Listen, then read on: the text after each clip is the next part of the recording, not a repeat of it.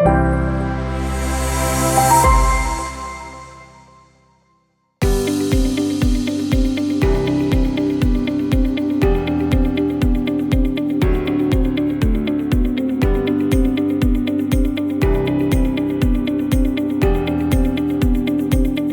Klinsberg, para muchos es evidente, es claro, para otros de repente no, es una autoridad en el desarrollo de la gerencia social en el mundo. Pero esa gerencia social que él ha impulsado es además la expresión de una sensibilidad, para mí se refleja muy bien en el título de uno de sus libros, ¿cierto? La economía con rostro humano. ¿Qué tan importante hay detrás de esa denominación? ¿Qué preocupación subyace? Fernando Klinsberg tiene una historia de vida con un currículum que resulta muy difícil de sintetizar.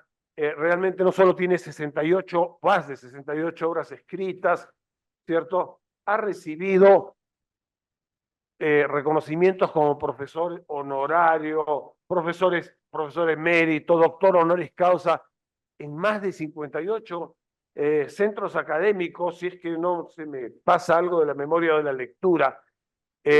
Realmente ha sido asesor de cuanto organización internacional es relevante. Para la maestría en gerencia social, con quien hemos convenido, tenemos este convenio ya de larga data, ha sido realmente un espíritu inspirador y además alguien que ha ayudado a darle esos trazos que han llevado a la maestría a un lugar relevante realmente. Antes se hablaba del trabajo social y detrás de eso se ocultaban muchas más cosas que no necesariamente estaban a tono con los tiempos. Maestría en gerencia social significó dar un salto hacia adelante realmente en el planteamiento de la formación académica de quienes la cursaban. Y en esa inspiración está don Bernardo Klinsberg. Yo no quiero abusar porque tendría pues que leer 2 páginas y nos acabamos el tiempo de exposición, que se lo estoy ya robando, sí, ¿no? Yo quiero que lo recibamos con un fuertísimo aplauso de agradecimiento.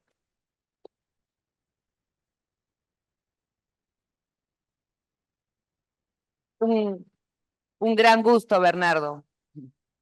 Acá estamos escuchándote. Gracias. Bueno, muchas gracias por la invitación. Muchas gracias a Heidi, a Marcela Chuecas, a todos los queridos amigos, Jorge, el profesor Jorge Ruiz,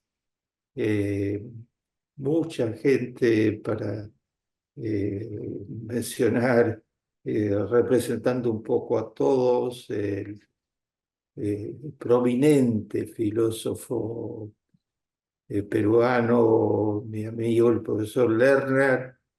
Tuve el honor de que él me propusiera y me diera en mano cuando era rector de la Universidad Católica el lauro de profesor honorario de la Universidad Católica y acompañar a los de distintas formas de los tan generosos lauros que he recibido del Perú y de casi toda Iberoamérica.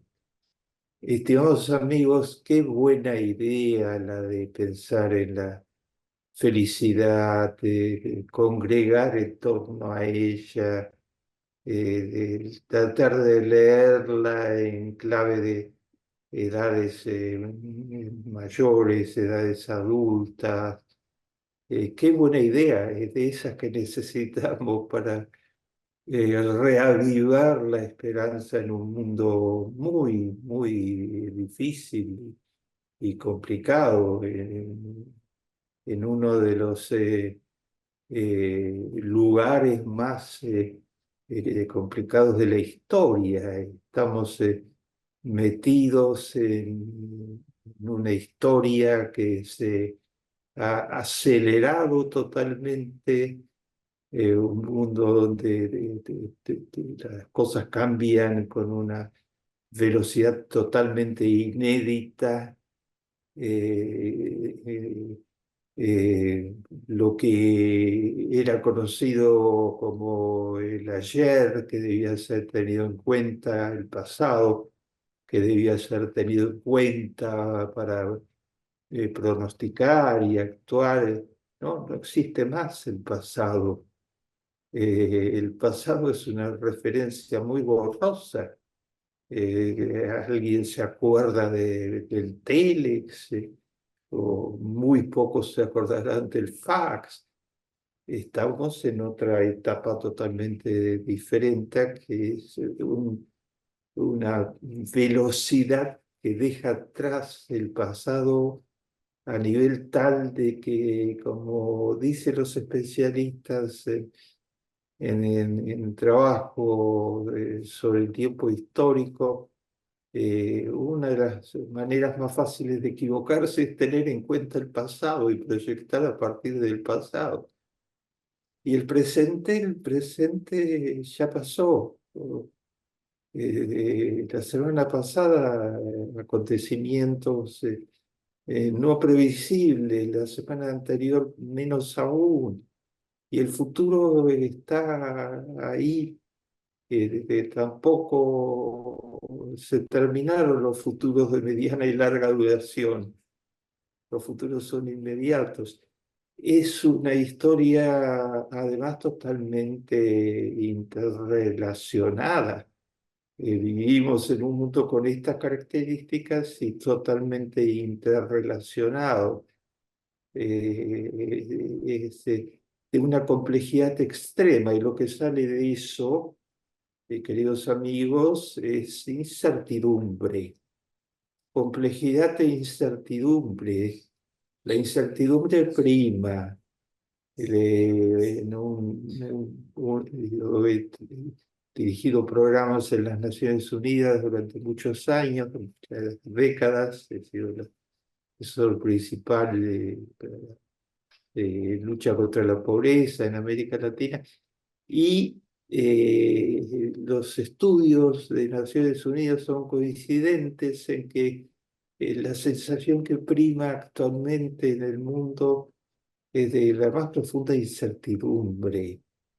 Y cuando se le pregunta a la gente, 8 de cada 10 personas dicen que están en profunda incertidumbre sobre lo que les va a suceder, lo que va a suceder con los marcos familiares, con los marcos comunales, con los mismos marcos globales. Todo esto se transforma en la práctica en problemas muy concretos e inéditos. Y yo voy a tratar de enumerarles algunas de las coordenadas de este mundo en el que estamos, el mundo al que hemos arribado. Arribado es una manera de hablar, está cambiando cuando yo mismo estoy hablando, etcétera. Algunas de las coordenadas principales, tal como las ve todo el sistema de las Naciones Unidas, como las ve el Club de Davos, como la ven los principales organismos internacionales de cooperación y de protección, los países que encabezan la lista de países más avanzados del mundo. Voy a tratar de retratarles ese retrato de dónde estamos, y voy a tratar de inmediato de pasar al tema del sentido de la vida y de la felicidad, y la búsqueda, esta búsqueda afanosa en que, entre otros, encabeza en el mundo entero, para virtualmente de todo el género humano, espiritualmente, el Papa Francisco, que ha tratado de renovar a través de sus encíclicas y su acción el sentido mismo de la existencia. Seré breve por el problema del tiempo y ustedes pueden consultar casi todas las referencias fundamentales, entre otras cosas, en el libro que escribí con el premio Nobel Amartya Sen, Primero la gente, está en una cantidad de idiomas, es traducido en el mundo con más de 50 ediciones actualmente. La encíclica reciente del Papa, esta de que cuidemos la casa común, en el 2015, anunciando lo que iba a suceder con la naturaleza, en una advertencia y pronóstico que fue fundamental para la reunión sobre el cambio climático clave de París, Francia. En esos dos libros, mis libros en Perú, que son una serie muy amplia, y el último libro que escribí sobre la incertidumbre y la búsqueda de sentidos. Allí van a poder ampliar lo que ahora voy a resumir por el tiempo. En primer lugar, trataré de mostrarles algunos de los problemas principales antes de ingresar a la felicidad y los sentidos. Hoy mismo hay un llamado virtualmente de todas las iglesias universales por el tema de los sentidos y por el tema del cambio climático. Cambio climático. Nosotros decimos cambio climático, en realidad no hay tal cambio climático. Se terminó, eso es tiempo lento. Lo que hay es un huracán climático. Como lo dice el secretario general de las Naciones Unidas, probablemente sea de todos los problemas graves que tenemos en nuestro tiempo, sea el que parece de más largo plazo, pero en realidad es más urgente, porque corremos riesgo de quedar en un estado de inestabilidad climática, poco menos que muy difícil de recuperar. Les resumo lo que, por ejemplo, en sus informes dice el panel Premio Nobel que creó las Naciones Unidas, con científicos de 150 países que representan totalmente el estado de la ciencia y la tecnología sobre el tema, y que está encargado de monitorear en los últimos 30 años virtualmente qué está pasando con el clima y dar aviso y proponer. Y dice el panel de que la situación se está deteriorando muchísimo más rápido que lo que suponíamos que se iba a deteriorar. Los combustibles fósiles, estimados amigos, es la palabra clave del panel. Midió el deterioro de la atmósfera y de las condiciones climáticas básicas como consecuencia de lo que sucede con el petróleo, con el carbón y con el gas, y con algunas de las grandes empresas mundiales que han sido absolutamente indiferentes a las consecuencias sobre el género humano de lo que han provocado en una parte importante. Lanzan dióxido de carbono a la atmósfera en cantidades que cada mes son mayores que los meses anteriores. y que son inéditas en toda la historia del género humano. Y el dióxido de carbono envenena la atmósfera, se transforma rápidamente en el calentamiento global. Este año va a ser el año más caliente de toda la historia. Que mes a mes, cada mes fue más caliente que el anterior. Eso hace que nos estemos acercando velozmente al 1.5. 1.5 más que lo que existía en el envenenamiento de la atmósfera cuando se inició la revolución industrial.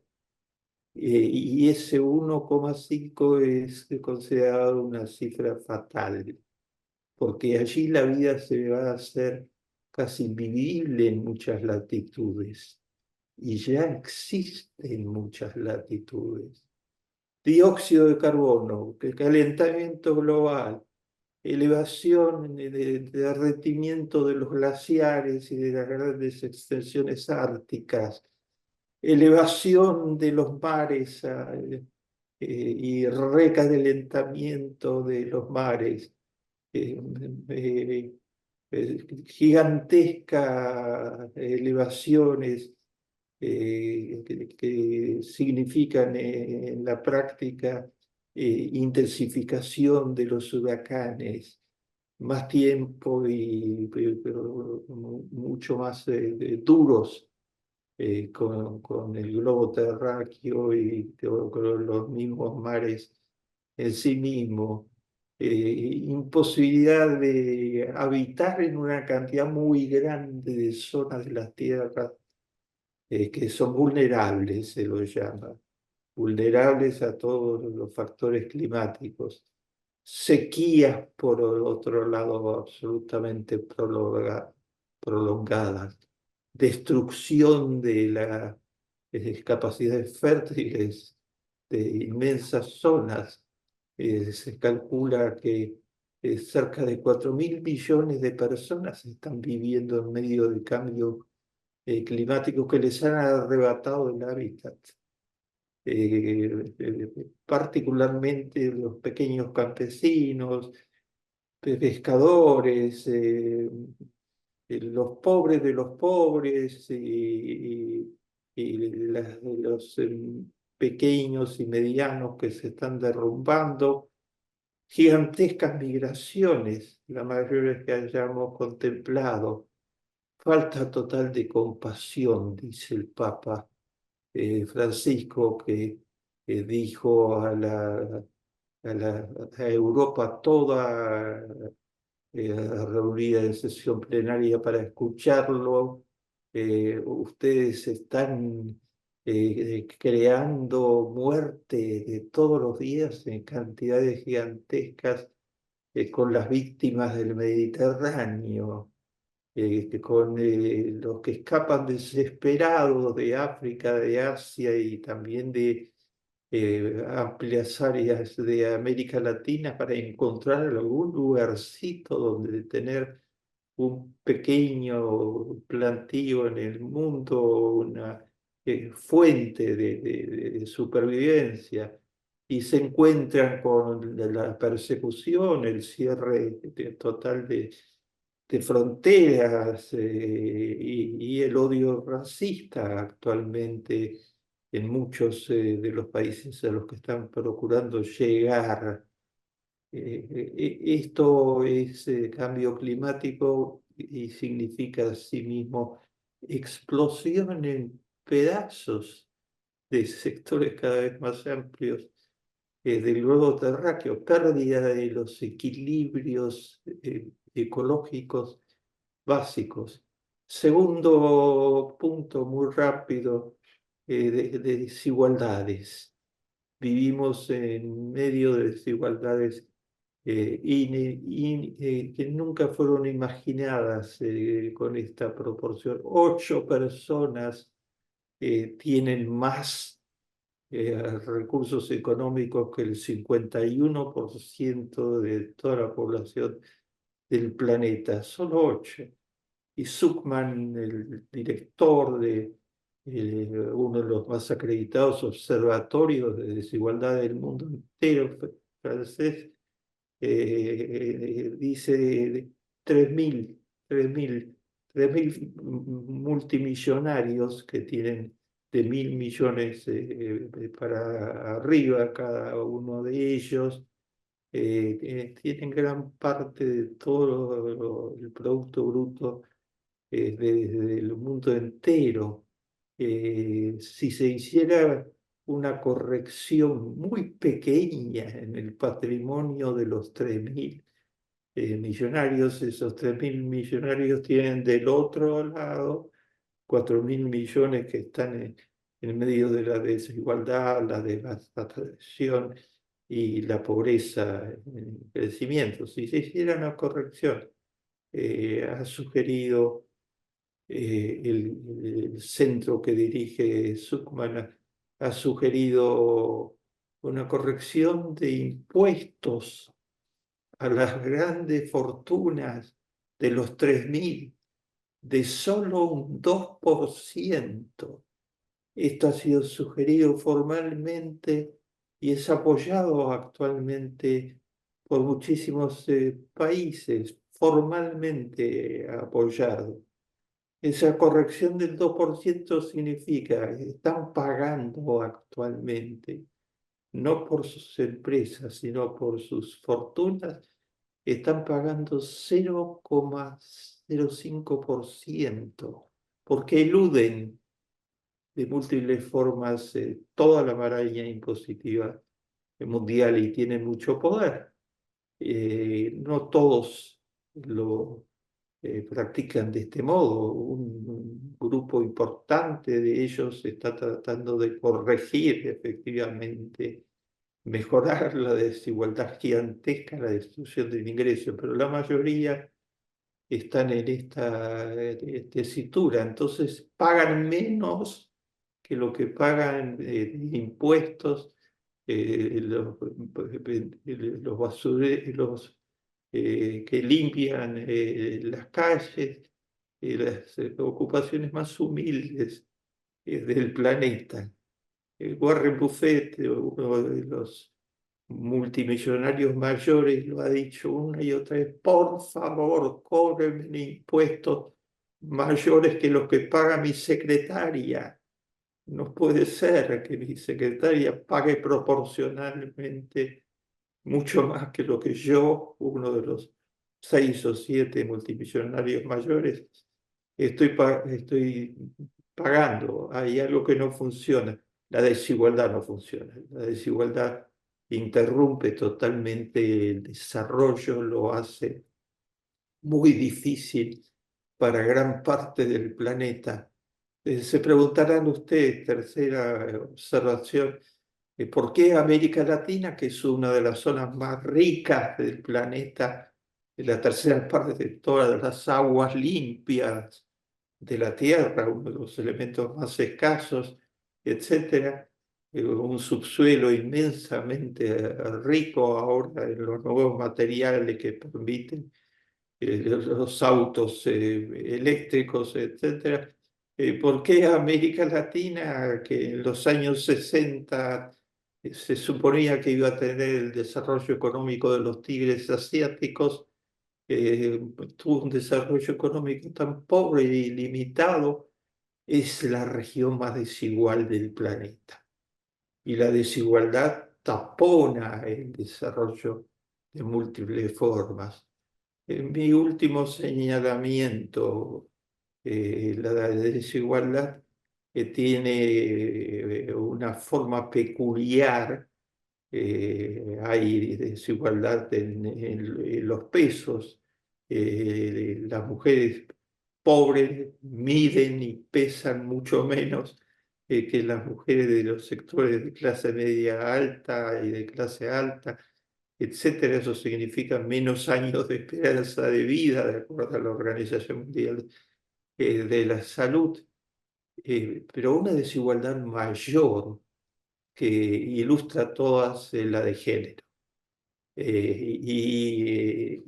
Esa es aberrante en los niveles que se presenta y con los aditamentos culturales, machismo, de impunidad, etcétera, que adquiere en América Latina, feminicidio, etcétera, y en otras áreas del globo.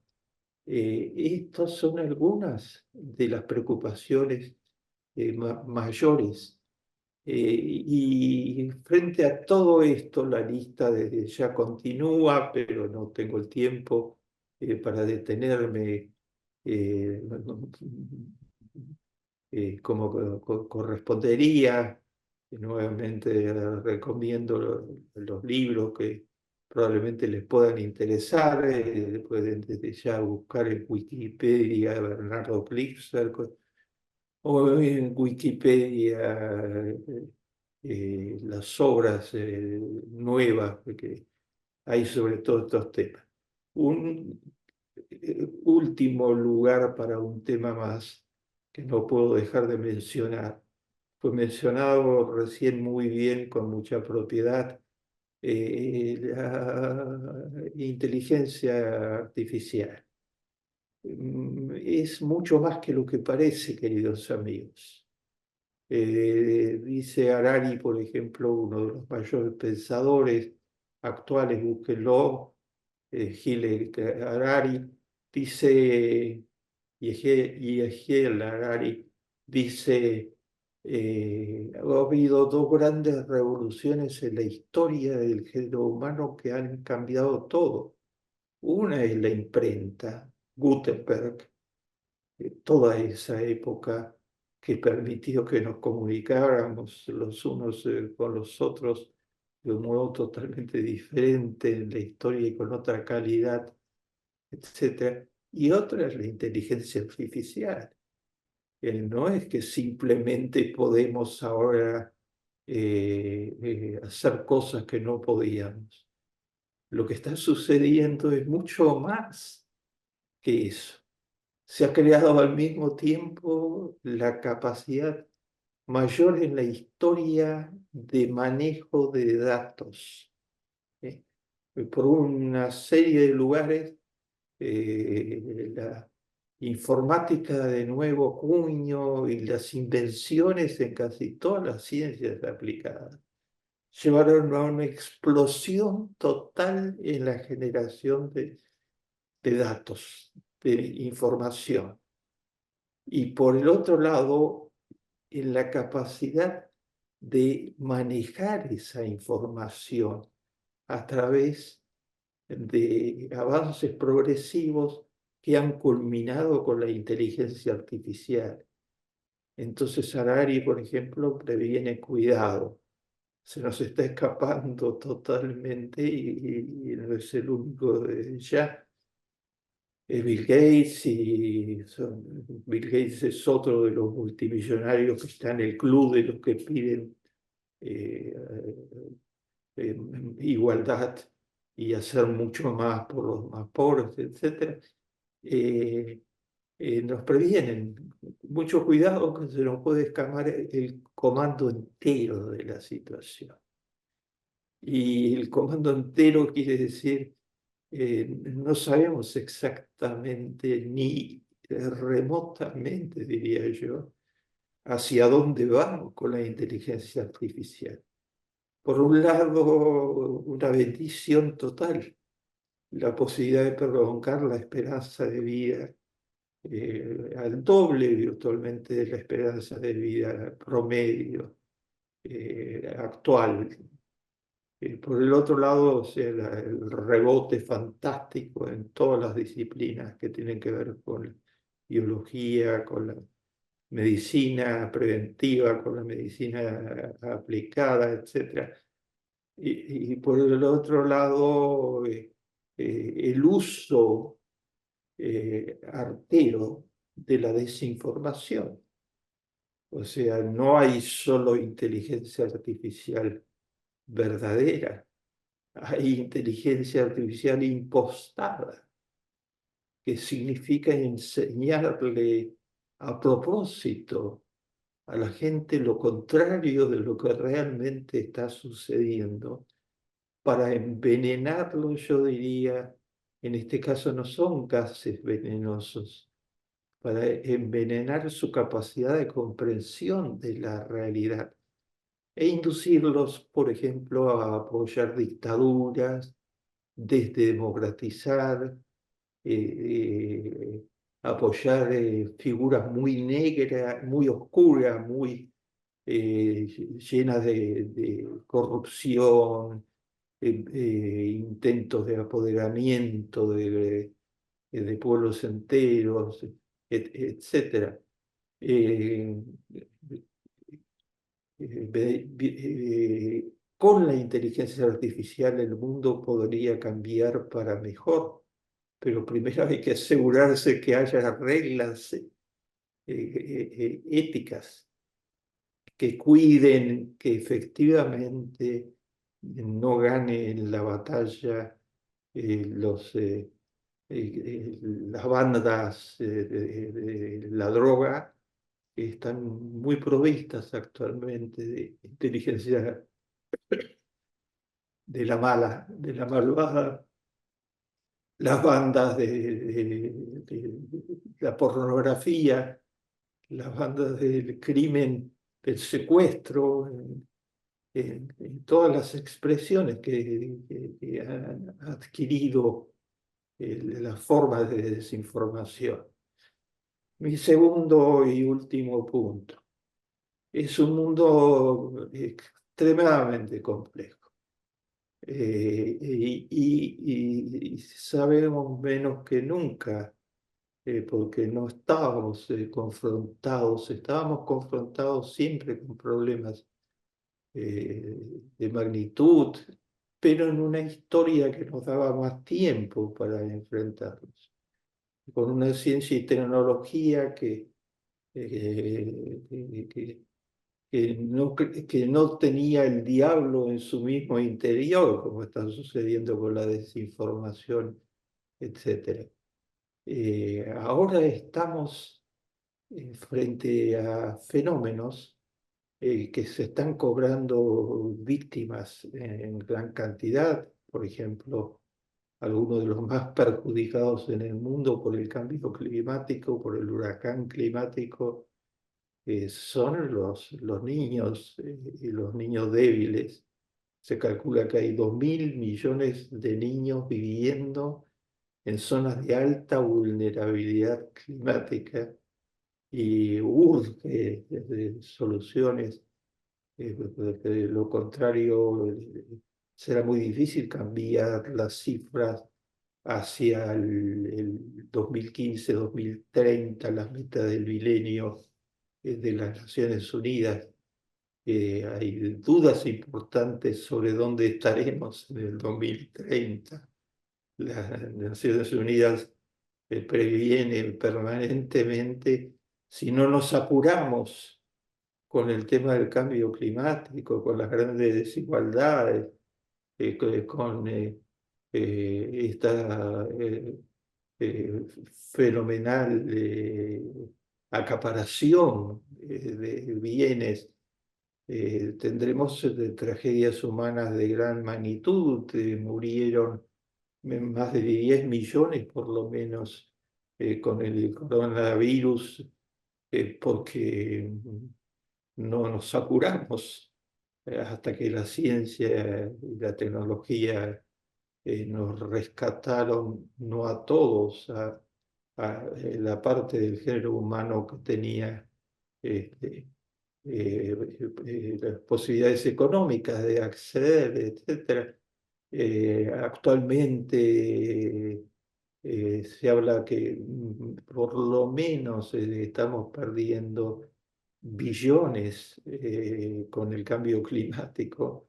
La cifra sigue subiendo y subiendo. Y vidas, millones y millones de vidas a través de la suma de todos los desastres, complementada con la desigualdad, etc. Queridos amigos, ¿qué nos puede salvar? Escuchemos a los más sabios y sobre todo los más virtuosos. y allí nos encontramos con el Papa Francisco, allí nos encontramos con los virtuosos del mundo, no importa la edad, ¿eh? Lo que importa sobre todo es la virtuosidad.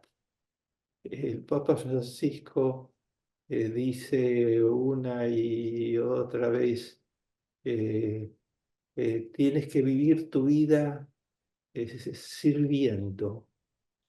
Lo más importante es que sirvas. Eh, si no, tu vida pierde sentido, te pierdes lo más importante de todo, que es ayudar al otro, amar al otro, como decía Jesús de Nazaret y como decía Moisés, amar a tu prójimo como a ti mismo y hazlo poniendo reglas. Las reglas que salvaron al género humano de la guerra atómica. Estamos al borde nuevamente dictadores fenomenales, el dictador que está tratando destruir un país entero, Ucrania, y ayer atacó con oleadas de bombas el hospital pediátrico más importante de toda Ucrania, poniendo en peligro de muerte a todos los chicos que estaban en ese hospital. Eh, y tenemos que tener en cuenta que lo único que nos puede salvar es la ética. Y no estoy hablando de una abstracción, estoy hablando del Papa dirigiéndose, por ejemplo, al G7 y diciendo a las potencias más importantes del mundo, sí, inteligencia artificial, desde ya, pero tengamos en cuenta las contraindicaciones y fijemos reglas, ¿eh? Reglas que ante todo tengan contenido ético. Estamos hablando de personas como ustedes que por algo están en esta ayudando al esfuerzo de personas tan nobles como las que han creado y llevan adelante este emprendimiento bendito, personas como ustedes que han hecho caso a la máxima de Gilel el Sabio. Gilel el Sabio, uno de los mayores hombres del espíritu que existió, maestro de Santo Tomás de Aquino. Gilel el Sabio decía de que hay que vivir la vida teniendo en cuenta tres cosas fundamentales.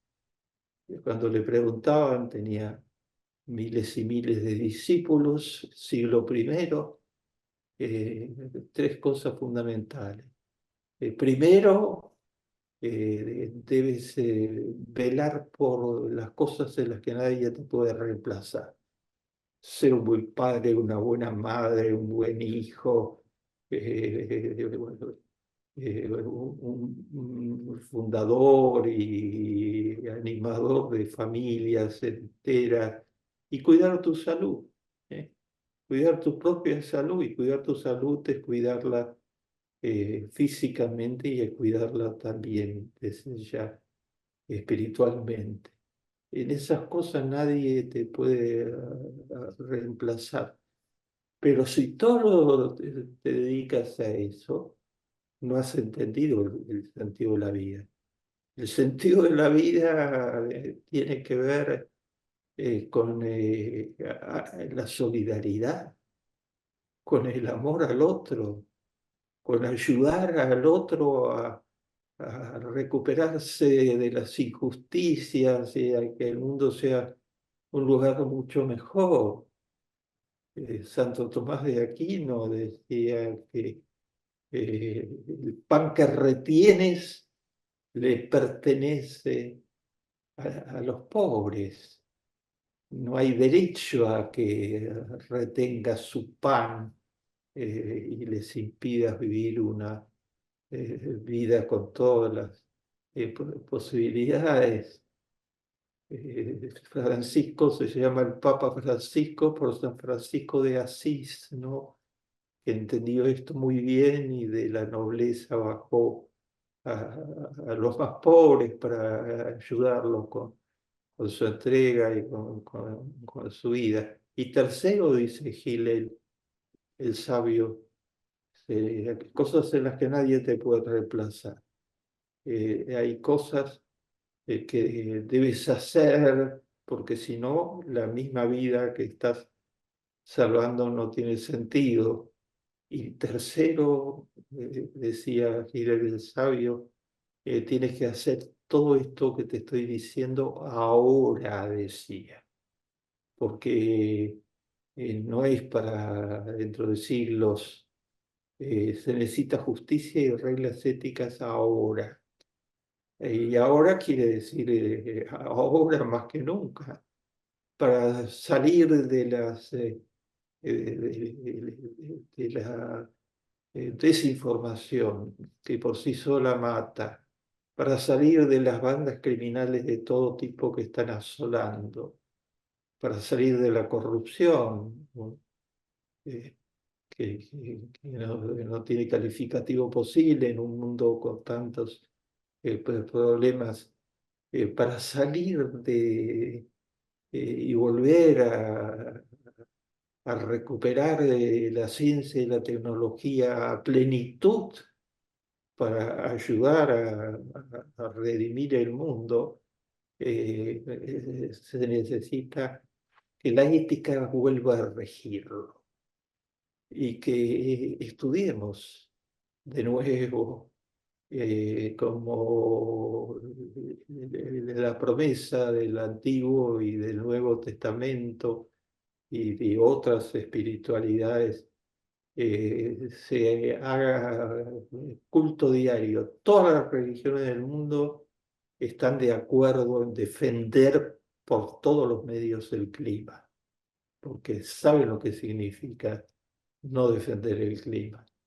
Y yo les decía, ustedes son un ejemplo, porque defender la ética significa defender la felicidad. Los seres humanos nacieron para disfrutar de la vida. Solo es posible disfrutarla en un mundo justo y en un mundo solidario, en un mundo donde se actúe. Un ejemplo de lo que les quiero decir, que seguro que está representado en esta sala. Termino de escribir un trabajo sobre Marie Curie.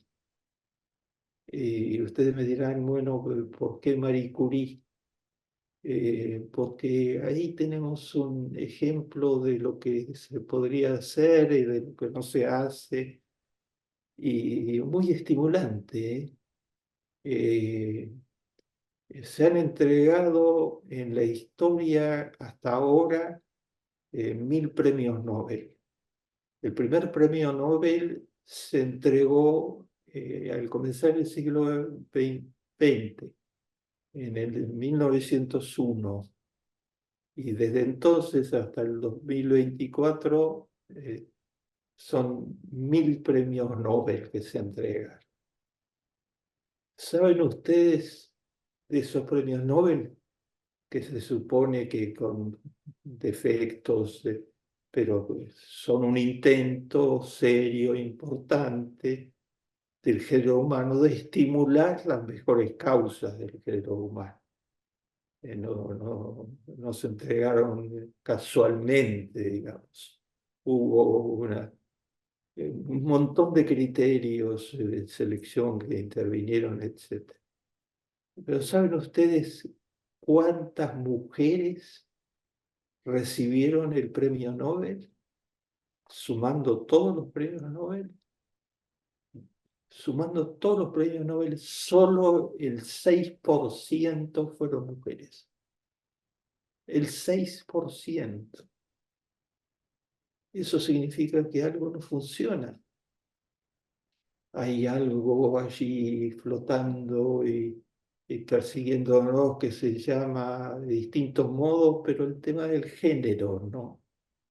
Se puede expresar de distintos modos.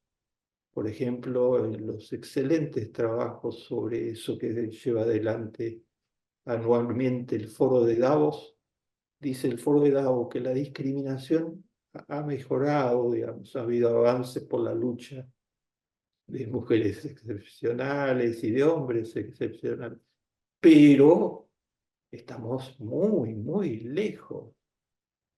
Si uno de las pretensiones más básicas es que las mujeres ganen lo mismo que los hombres a igual responsabilidad e igual o mayor educación, que lo que comienza a suceder crecientemente, deberíamos estar en esa dirección. Y según el Foro de Davos, estamos a unos 250 años de que las mujeres ganen lo mismo. Tenemos por delante 250 años de injusticia salarial más básica, de injusticia en las remuneraciones, en los ascensos, de machismo, de una cultura de desprecio implícita o explícita. eh, Largos siglos para los que no puede haber paciencia. Uno de los campos. Hay otros peores, mucho peores. Estoy hablando de 250 años en la más básica justicia económica. Uno de los campos de injusticia son los premios Nobel. 6%. Solo 5 mujeres ganaron el premio Nobel de Física. La física es fundamental para todo y para la nueva maravilla de la inteligencia artificial, etc. Solo 5 mujeres. La primera que ganó el premio Nobel de Física fue Marie Curie, en el año 1903. ¿Y quién era Marie Curie? Marie Curie era una condesa, era miembro de alguna de las familias reales que todavía aspiraban a dirigir el mundo, etc. Era una multimillonaria, era una rectora de... No, Marie Curie era una pobre joven polaca que tuvo que salir de Polonia ante las persecuciones a las mujeres y a los pobres, que se fue a Francia y amaba con delirio la investigación científica y tenía un talento excepcional para la investigación científica. Y entonces se entregó de lleno, entregó su vida a la investigación científica. No le fue nada fácil, porque la discriminación hacia las mujeres se ejercía en todos los ámbitos posibles. La Academia de Ciencias de Francia, una de las más prestigiosas de comienzos del siglo, le propusieron que le dé el sitial de un académico que había fallecido, a Marie Curie, quien mejor que ella, una joven que estaba cambiando la ciencia completa, había descubierto el polonio. No tengo tiempo para extenderme. Y la academia lo rechazó porque era una mujer. Entonces no se discutía el mérito científico del primer premio Nobel de Física de los premios Nobel, pero era una mujer. Y la cosa fue mucho peor todavía, porque esa mujer no solo que ganó el premio Nobel de Física, sino que después ganó, poco después, ganó el premio Nobel de Química. Y lo ganó por un descubrimiento que cambió la historia de la medicina. Descubrió la radioactividad, nada menos. Y las aplicaciones de la radioactividad en la medicina. Se descubrió una entrada al cáncer y ya en aquella época y a otras, muchísimas otras enfermedades. Y no se pasó gozando de honores, sino redoblando su trabajo. Madame Curie se casó con otro científico excepcional, el señor Curie. Trabajaban juntos y el primer premio Nobel, el de física, lo ganaron juntos. Él tuvo un accidente fatal y pereció y se cortó. Ella continuó hasta el fin de su vida. Fue honrada por 11 de las mejores academias del mundo, con sitiales de honor, al mismo tiempo que fue objeto de una persecución tremenda, porque los trogloditas ultra conservadores de aquella época no aguantaban a mujeres talentosas de este volumen, de este empeño, de esta calidad humana, etc. Entonces se hicieron grandes manifestaciones en la misma época en que se persiguió salvajemente a Dreyfus. Se hicieron grandes manifestaciones contra Madame Curie, los ultra conservadores, cómo esa joven se atrevía a hacer todo lo que hizo.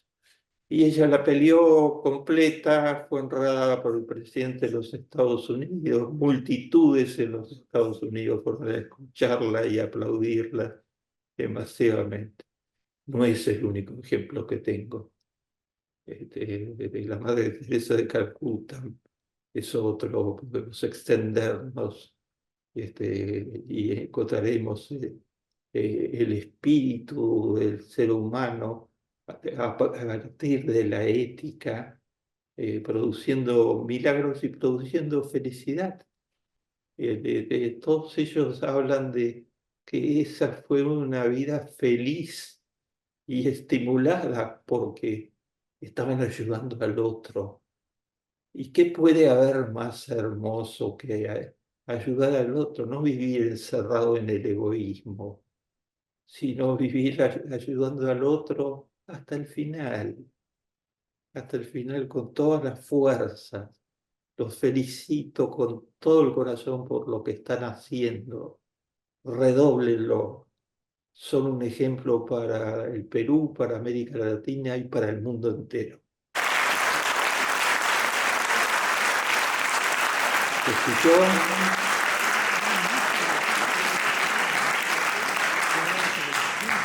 Gracias, doctor Klinsberg. La verdad es que ha sido muy rico escucharlo, esta perspectiva que viene de tan larga experiencia, pero al mismo tiempo tan actual.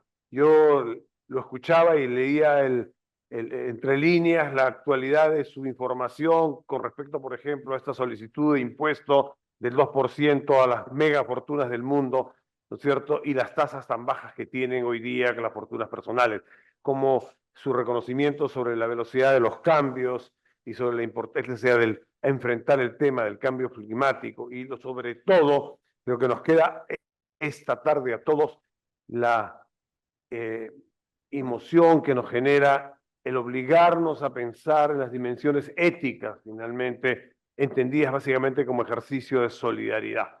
Yo creo que todo esto es parte de su riquísimo pensamiento, el que ha ilustrado América Latina, ha ilustrado la facultad, la maestría de gerencia social y nuestra asociación. Queremos agradecérselo muchísimo el habernos permitido este tiempo desde allá tan valioso para usted y reiterar aquí a este auditorio un sonoro aplauso y la expectativa de verlo prontamente de nuevo.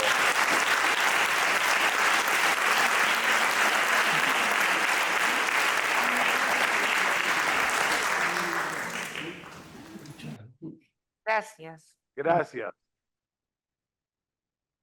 Muchas gracias a ustedes. Muchas gracias a ustedes. Muchas gracias, don Bernardo.